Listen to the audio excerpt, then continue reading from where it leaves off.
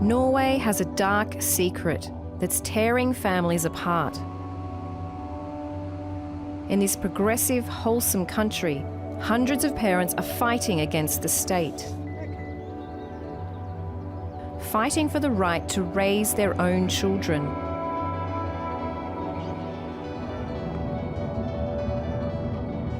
I'm on my way to meet a couple whose battle with this country's child protection services has changed their lives forever. Their babies were taken just hours after they were born. Men at man har gledet seg så mange måneder til å se. Natasha was due to give birth to twins. Og sang for dem, vi snakket til dem. Eric was about to become a new father. It was going to be one of the happiest days of their lives. Se de jentene, og man hadde jo, vi hadde sett dem på ultralyd og kjent alle bevegelser i magen. But they were robbed of everything they had looked forward to when Norway's child protection service, known as Barnevernet, showed up at the hospital. Da jenten kom, så hadde vi det veldig bra og veldig koselig på sykehuset sammen med dem. I 4 timer før barnevernet kom inn og tok dem av seg. Og da var det rett og slett egentlig bare et helvete. Det tyngste var å komme hjem uten noen ting og med så stor smerte. Og det en sorg og et savn ingen kan forstå. So what reason did Barnevernet give for taking away the baby girls? De sa at jeg hadde en diagnose, at jeg var lettere psykisk utviklingshemmet. Og overhodet ikke i stand til å klare å ta vare på. When Natasha was 13, her adoptive mother claimed she had a mental disability to get welfare payments. Barnevernet then used this fraudulent document against her. I starten var jeg veldig lei meg for at de brukte det som et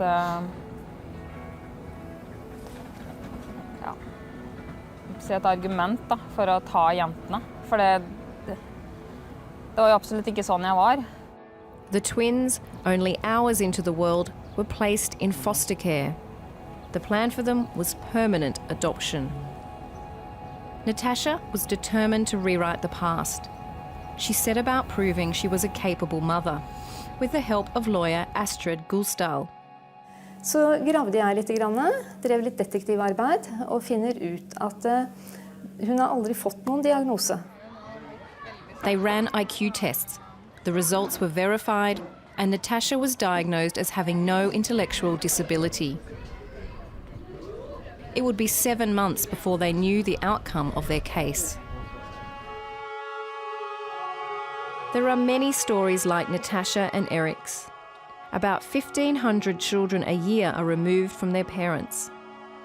Between 2008 and 2013, emergency care removals increased by 70%. And while most of these are for valid reasons, a growing number of parents claim their kids were removed without cause.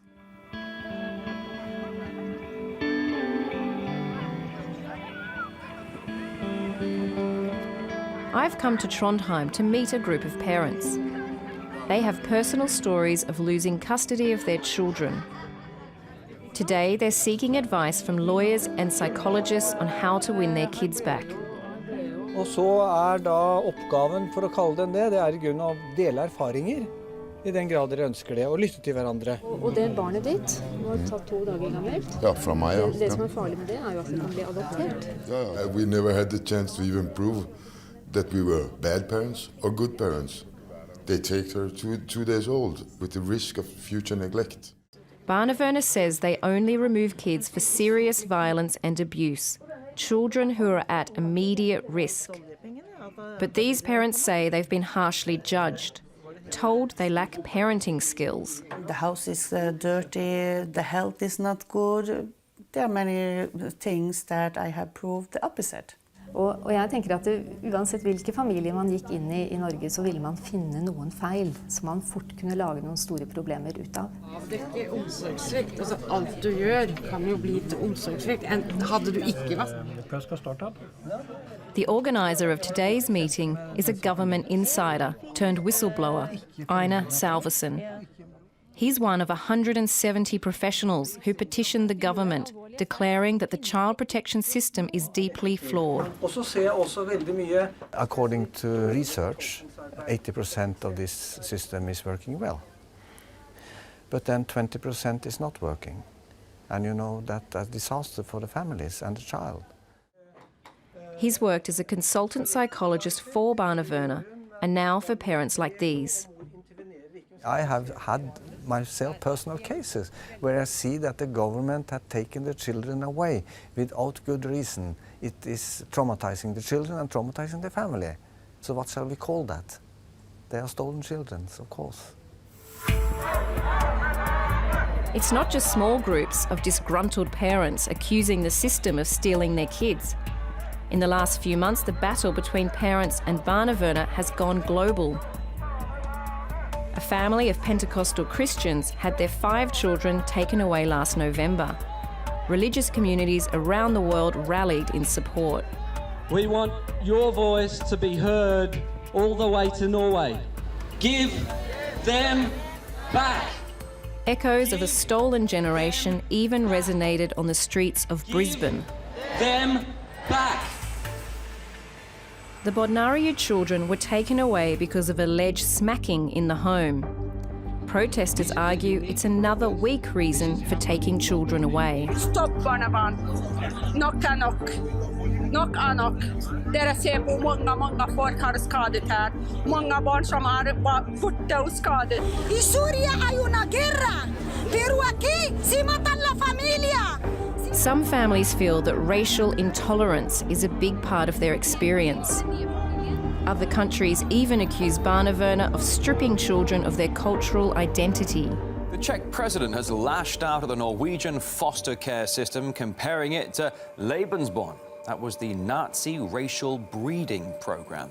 I think the immigrants are particularly frightened about child protection officers. They are more exposed to the child protection's interventions than other families.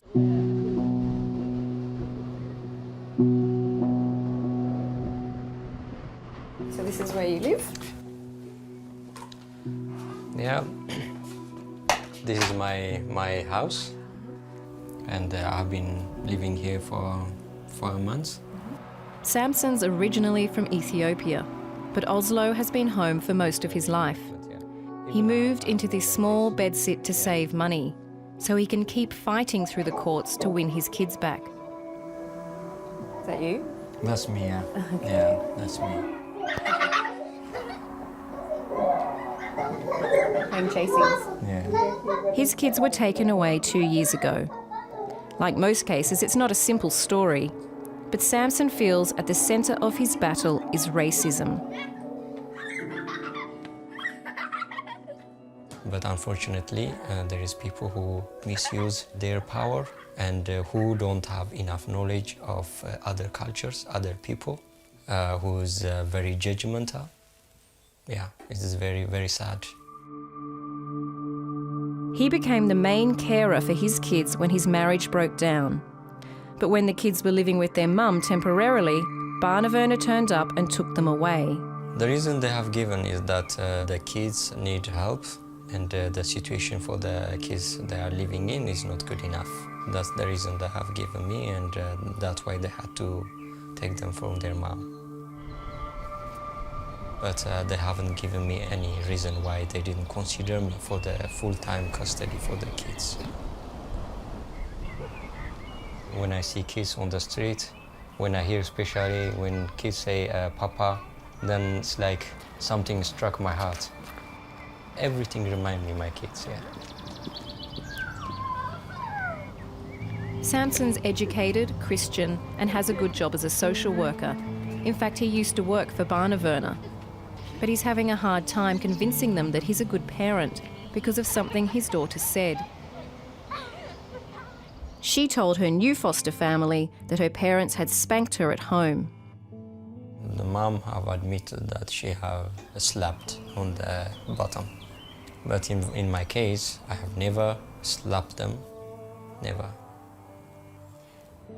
My background plays a big matter when it comes to violence, because automatically when a person is from Africa, it's very common that people think that, oh, these people spank their kids, but that's not the case. It's hard to know exactly what's gone on inside Samson's home. Barnevernet won't comment on individual cases, so I can only hear his side of the story. But I want to hear Barnevernet's response to these allegations of racism. I get the opportunity to ask a regional head of the Child Protection Service, Gunnar Torresen. Gunnar! He's dropping in to meet with former foster kids. Hi. Hey, welcome. What we're hearing is that children are being stolen from their parents for cultural reasons. It's been said that Norwegian welfare is so hunting for foreign children. In Norway, it's unacceptable to punish children physically, even if you come from another culture. That doesn't mean that we sort of take away all children who are physically punished. But in my opinion, the allegations in international cases are wrong. These teenagers are discussing their thoughts on how to improve the child protection system. Mens vi har alltid tenkt på oss selv som de som var på en måte på barnas side, de som forsvarte barna. Gunnar accepts that the difficult process of removing kids isn't always perfect. I have no trouble understanding that it's the worst thing that can happen to you as a parent is that your child is taken away.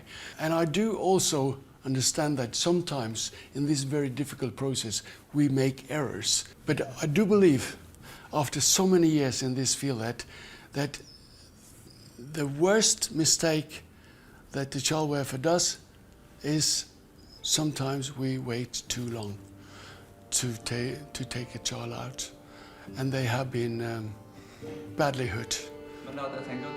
The young people that Gunnar has been talking to have lived through the child protection system. They have their own ideas on what's working and what's not. Det jo liksom grunnen til at veldig mange ganske sinte på barnevernet, eller har liksom typisk år handler ganske mye om den der flyttingen, liksom hasteflytting. For at gjerne så kommer det politi, og det blir fullt kaos, og du vet ingenting. These guys are now part of an organisation called the Change Factory. Their mission is to give children a voice by sharing their experiences and knowledge with policymakers. They feel in the current debate too much focus is given to what parents say. For veldig mange ganger sånn, det husker jeg selv også, så visste jeg ikke hvilken mulighet som fantes der ute. Sant? Hjemmet mitt var hjemmet mitt. Sant? Og hvis jeg sier at jeg ønsker å flytte, så har jeg krav på det. Sant? Jeg må få lov til å flytte hvis jeg ikke opplever mamma og pappa som gode.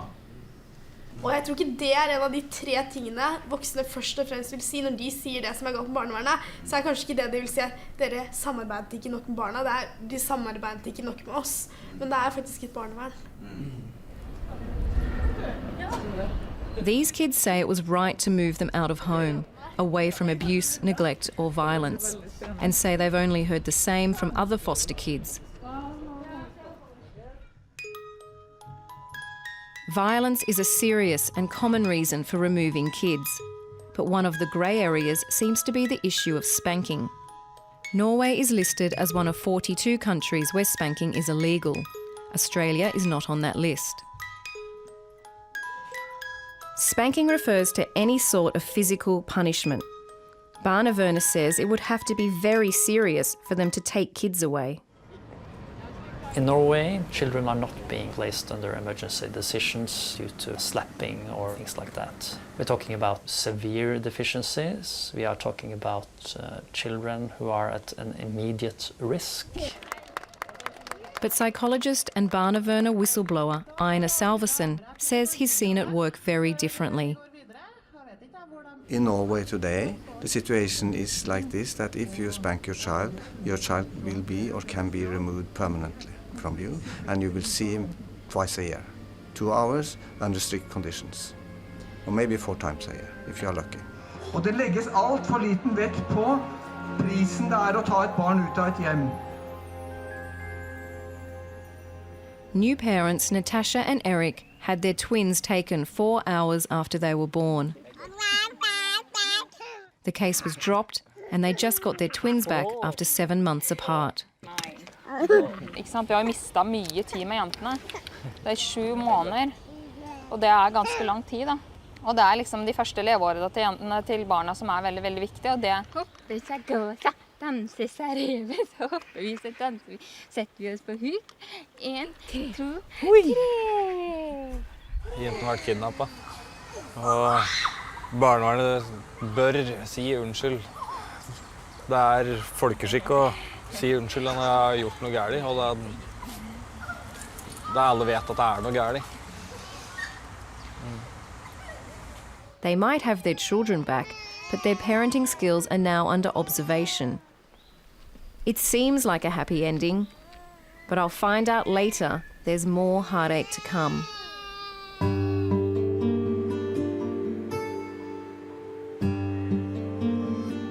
In any country, the removal of children makes parents angry with the system.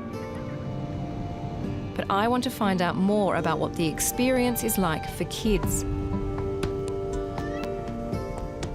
One of the parents I met in Trondheim has invited me to her home to meet her children. All 6 of them.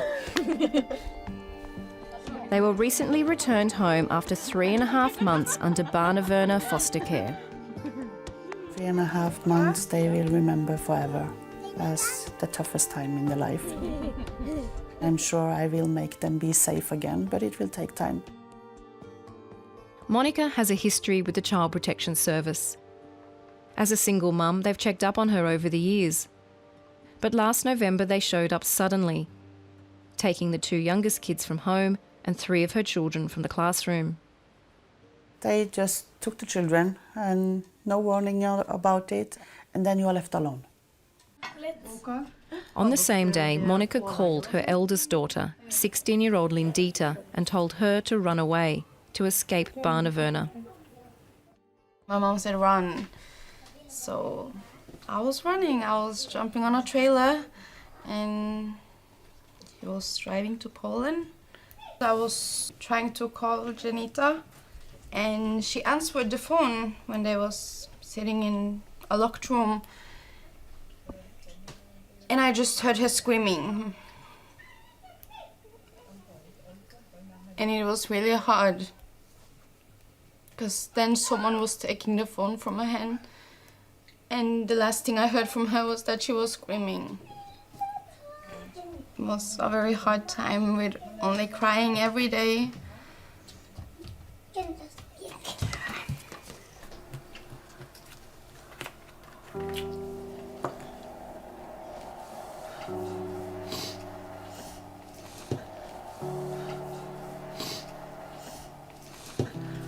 Skal bli trygg igjen, han skal få slippe, for det vondt. For det som bare litt å skje igjen.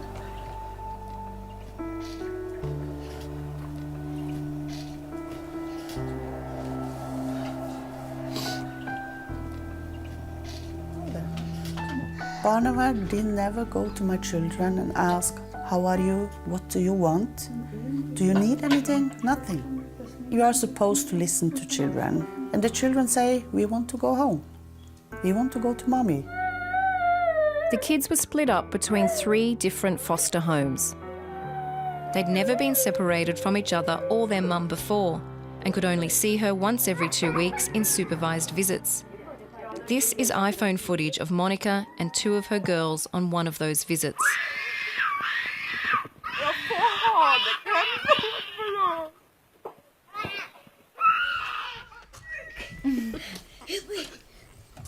So why were the children taken away? There was no record of neglect or violence. Monica says she was handed a list of vague accusations. Children are out all day long. Children are behind in school. And they were saying that the doctor had said that I am mentally sick to even take care of myself. But they are normal, happy, good, clever children. Let it go, let it go, and the back is on a go. Here I stand. With the support of her doctor and the school, Monica disproved every allegation made against her. And the case was dropped.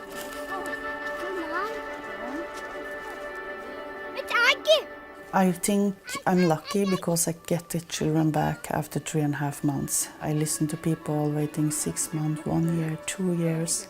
And I'm thinking, what if those children should have stayed in this home for 1 year, 2 years? What children do I get back?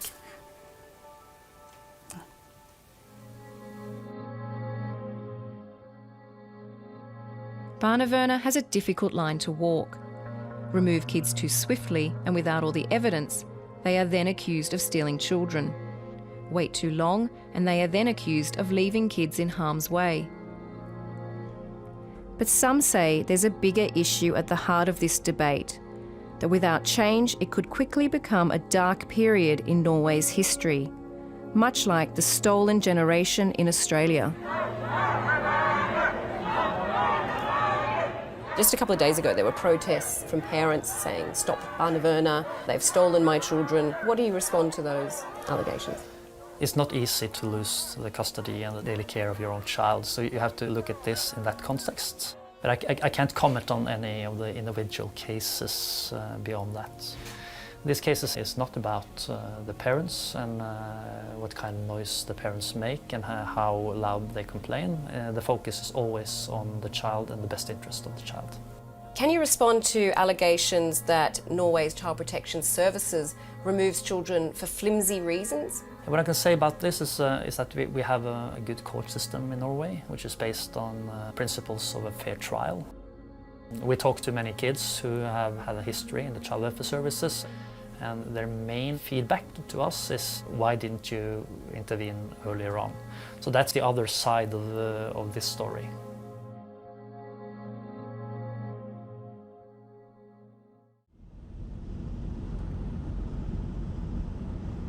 As I prepare to head home, I discover that the day after my interview with Natasha and Eric, they went into hiding. They've now fled the country with their twins and are all over the news in Norway.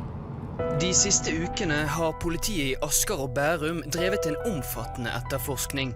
De har lett etter 2 9 måneder gamle tvillinger og foreldrene deres. They suspected Barnevernet was building a case against their parenting skills. They were afraid of losing their twins for a second time, so they are claiming asylum in Poland.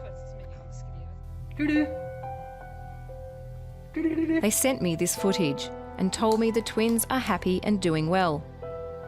Poland is protecting them, but they are also wanted by Norwegian police for kidnapping their own children. The story of Eric and Natasha is unusual. Not all cases are this dramatic. But Barnevernet has announced a review of 200 cases to see what they can learn and improve on.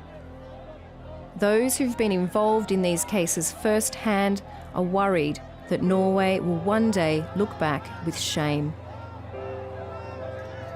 Hvis vi fortsetter det sporet som vi på nå, hvor flere og flere barn blir fjernet hjemmefra, og ofte på mikroskopisk grunnlag, så tenker jeg at om 50 år så vil man se tilbake på dette som et svart kapittel i norsk barnevernshistorie.